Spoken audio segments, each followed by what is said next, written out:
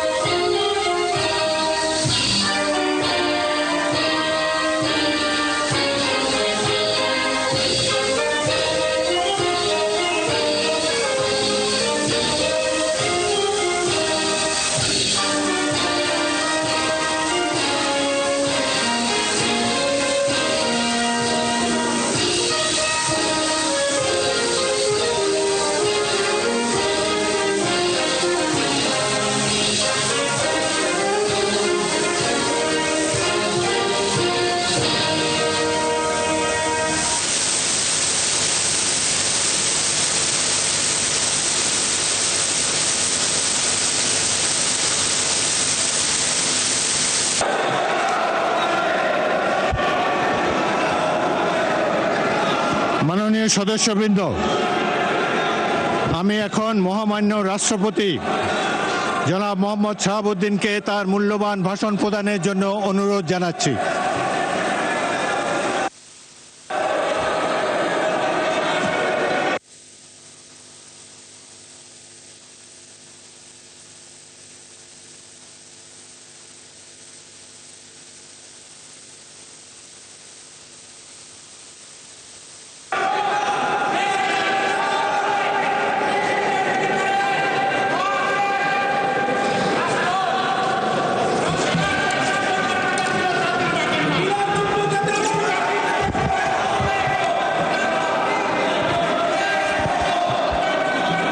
মাননীয় সদস্যবৃন্দ, সংসদের শৃঙ্খলা রক্ষা করুন। অনুগ্রহ করে নিজের আসনে বসে পড়ুন। রাষ্ট্রপতির ভাষণ শুনুন।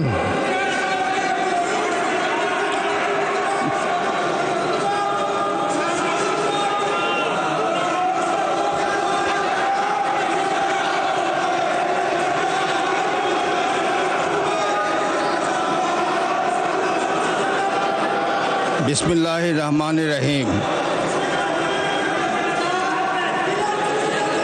সম্মানিত সংসদ নেতা ও প্রধানমন্ত্রী, জনাব স্পিকার ও ডিপ্টি স্পিকার, হিজ এক্সেলেন্সিস,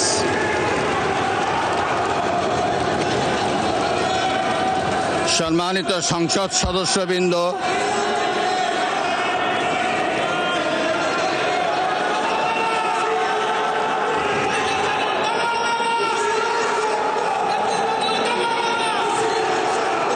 আমন্ত্রিত অতিথিবৃন্দ,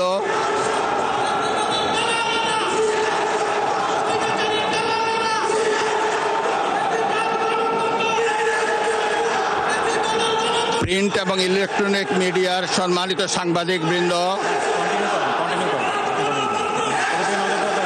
আপনাদের সবাইকে জানাই আন্তরিক অভিনন্দন ও শুভেচ্ছা।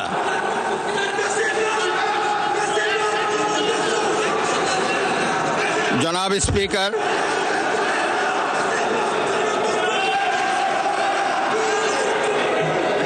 ত্রয়োদশ জাতীয় সংসদের এই উদ্বোধনী অধিবেশনে বাংলাদেশের ইতিহাসের এক ঐতিহাসিক মুহূর্ত।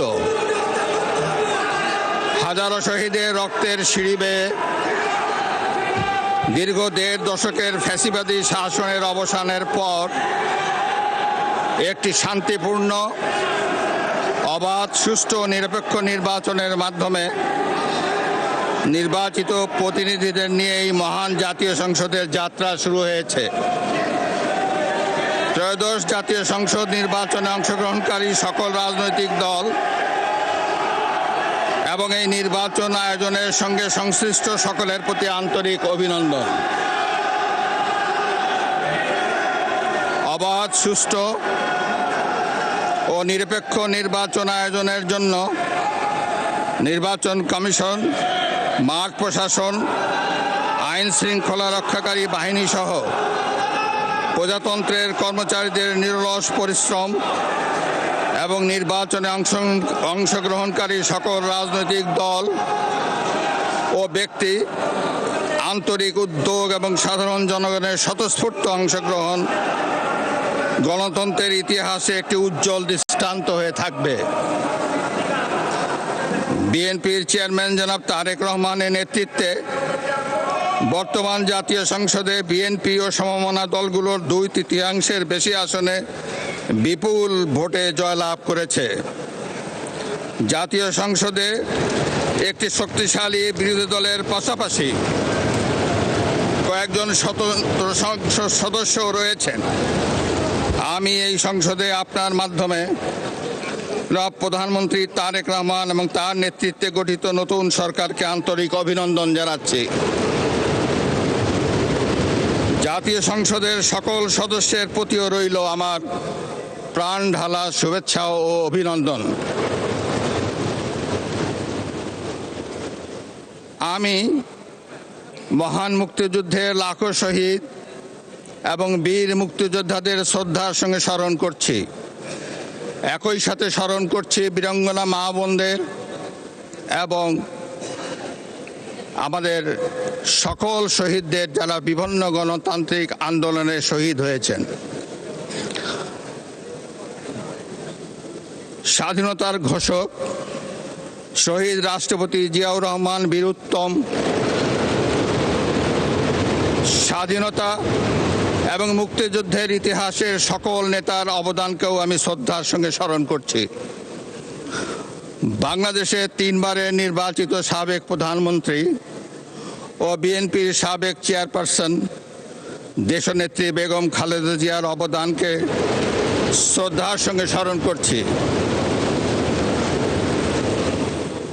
যিনি দেশে সংসদীয় গণতন্ত্র প্রতিষ্ঠা করেছেন।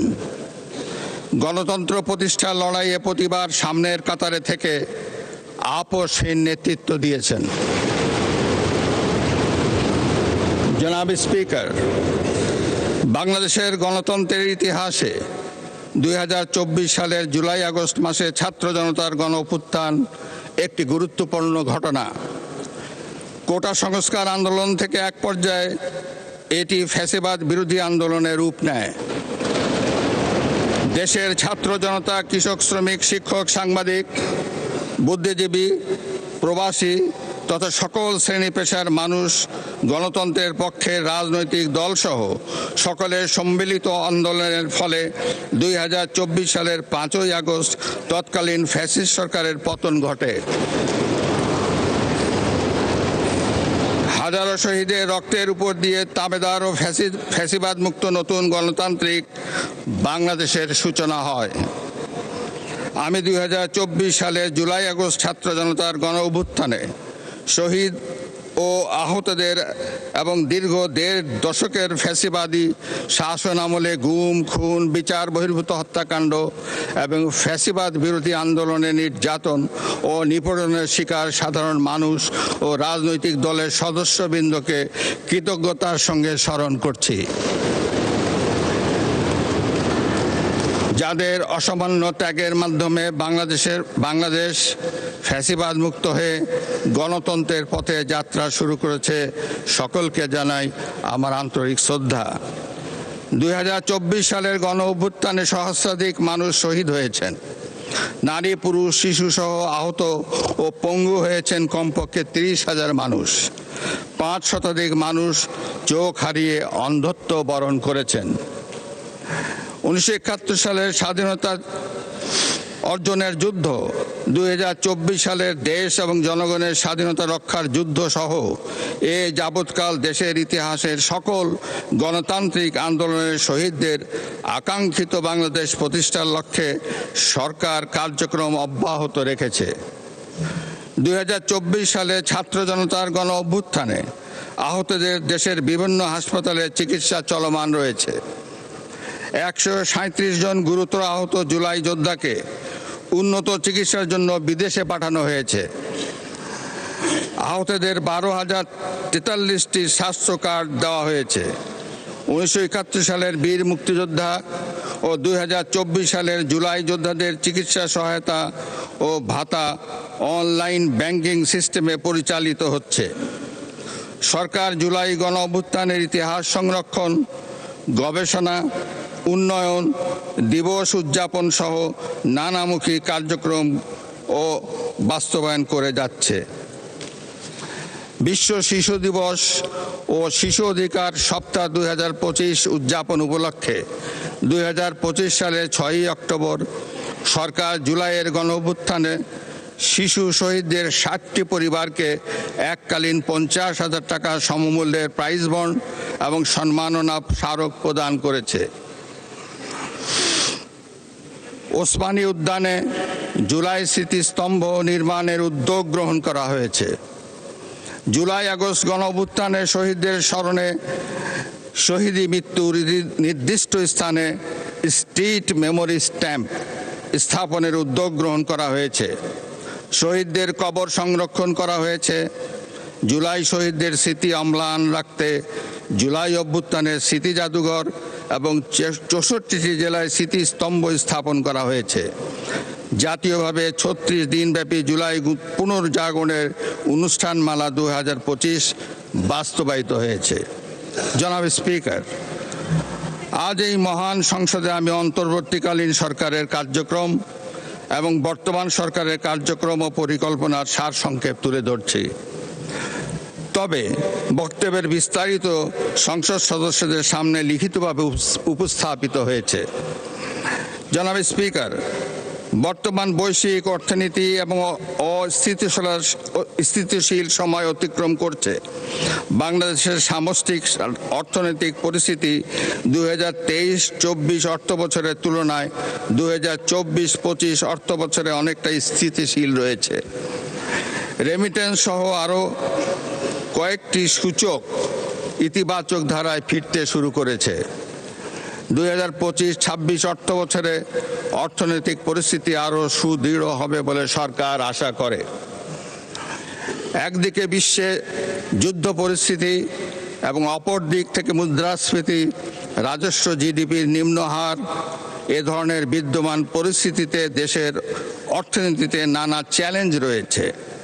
পয়েন্ট টু পয়েন্ট মূল্যস্ফীতি 2025 সালের জানুয়ারি মাসে 9.94% থেকে হ্রাস পেয়ে 2026 সালের জানুয়ারি মাসে 8.58% দাঁড়িয়েছে।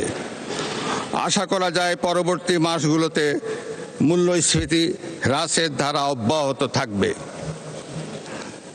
তৈরি পোশাক খাত থেকে গত এক বছরে 39.35 বিলিয়ন ইউএস ডলার অর্জিত হয়েছে। 2024-25 অর্থ বছরে রপ্তানি 8.60% বৃদ্ধি পেয়ে 48,300 মিলিয়ন ইউএস ডলারে দাঁড়িয়েছে। দর্শক, আমরা সংসদে সরাসরি যুক্ত ছিলাম, সেখানে রাষ্ট্রপতি শাহাবুদ্দিন ভাষণ রাখছেন, আমরা যুক্ত ছিলাম সরাসরি সেখানে।